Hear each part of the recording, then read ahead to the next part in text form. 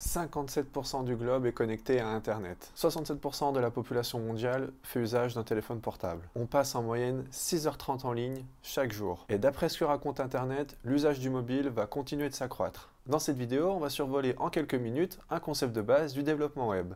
J'ai nommé les Media Queries.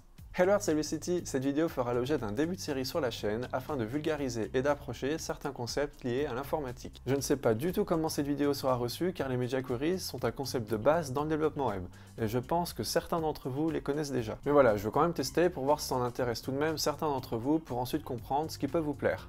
Aussi, je t'ai préparé un petit exercice en rapport avec cette vidéo. On en reparlera dans quelques minutes. Si je vous ai donné ces chiffres il y a quelques secondes, c'est pour appuyer sur le fait que le mobile est pratiquement partout. En effet, si vous êtes amené à développer un projet qui sera public, alors il est essentiel d'adapter vos interfaces web aux différentes résolutions d'écran, dont celle pour mobile. C'est ce que l'on appelle le responsive design. Vous pouvez imaginer les Media Queries comme étant des filtres ou des conditions vous permettant d'appliquer du style CSS en fonction des différentes résolutions d'écran, ou type d'appareil, etc. On passe sur l'ordinateur afin de comprendre comment ça fonctionne. On se retrouve sur un fichier HTML et notez notre méta viewport. Cette méta permet d'indiquer au navigateur comment dimensionner et mettre à l'échelle la page. En effet, si on la retire maintenant, on voit que notre page se casse un petit peu. Ici, on indique que la zone d'affichage prenne toute la largeur de notre appareil. Aussi, on indique qu'on veut une échelle à 100%. En effet, si maintenant on met une échelle à 200%, eh bien ça zoome à 200%. Maintenant, si on la met à 50% par exemple, donc comme ça, eh bien ça zoome à 50%. Voilà, comme ça. Dans la plupart des cas, on aura besoin d'une mise à l'échelle à 100% bien évidemment. Via la valeur user_scalable, on indique au navigateur si l'utilisateur aura le droit ou non de zoomer sur la page quand il est sur mobile. Ici, on indique que non. Donc cette valeur-là va complètement dépendre de vos projets. Maintenant, on va se rendre sur un fichier HTML un peu plus vide. Donc ici, on a juste un body avec un titre H1. Si on se rend sur la feuille de style, rien de plus classique, on indique au H1 d'avoir une couleur blanche. Maintenant, concrètement, comment une Media Query est structurée? Donc elle va avoir une règle Media, suivie du type du média et des caractéristiques. Donc maintenant, on va en créer une pour voir ce que ça donne concrètement. Donc on a notre règle Media. Donc à savoir qu'il peut avoir aussi plusieurs règles. Donc il peut avoir aussi la règle import. Enfin, je vous laisserai regarder sur la documentation de Mozilla pour ça. Donc ici, Media. Ensuite, on va mettre un max width pour la caractéristique à 768 pixels. Voilà. Et du coup, notre Media Query, on peut voir, elle va englober notre élément ici, notre H1. Notre H1, on va lui appliquer une couleur rouge.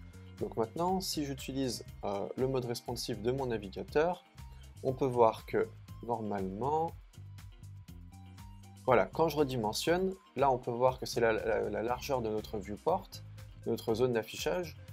À partir du moment où elle arrive à 768, tac tac tac, voilà. Quand elle arrive à 768, eh bien notre H1 devient rouge. Parce que dans notre caractéristique ici, on a indiqué à notre média que lorsque notre viewport a une largeur maximum de 768 pixels, alors on applique notre couleur rouge à notre H1. Alors là, pour le coup, j'ai passé notre type. Notre type, je ne l'ai pas mis. Mais globalement, c'est comme si je faisais ça, avec un end. Voilà. Donc là, ça revient au même. Parce que par défaut, notre Media Query va appliquer notre type Media à All. Maintenant, pour une quelconque raison, on voudrait appliquer une couleur bleue à notre élément H1 seulement pour nos médias d'impression. Donc, Media Print, on va pas mettre de max width pour le coup, et un H1 à Color Blue. Donc maintenant, si je m'apprête à imprimer, donc je fais un petit CTRL P, hop, on peut voir du coup que notre texte ici est bleu. Voilà, maintenant dans notre caractéristique, on peut par exemple mettre quand notre orientation est en mode paysage, landscape, voilà. Donc du coup, ça veut dire que quand notre hauteur est inférieure à la largeur, eh bien ça change la couleur en rouge. Donc là, si je redimensionne ici, au bout d'un moment, elle se remet en blanc parce que là, notre hauteur est supérieure à la largeur. Maintenant, si on retourne sur notre cas qui est un petit peu plus concret, hop, on relance notre live edit, Oui, parce que du coup, j'utilise le plugin LaveEdit de PHP Storm qui me permet du coup de rafraîchir un petit peu à peu près en temps réel lorsque je fais une petite édition dans le code. Je vous mettrai le lien en description et si vous utilisez Visual Studio Code, je vous mettrai l'équivalent. Donc là, sur notre cas un peu plus concret, voilà, on peut voir que lorsque, donc on va augmenter la hauteur, mais voilà, que lorsque je redimensionne ma fenêtre, eh bien les éléments de la page s'adaptent. Et ça, c'est tout simplement grâce aux Media Queries.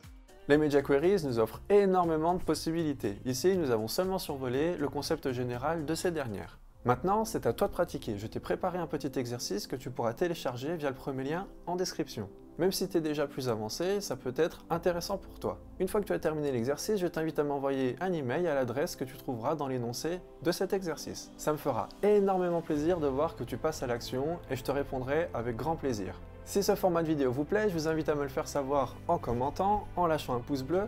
En attendant, restez passionnés et à la prochaine. Salut tout le monde!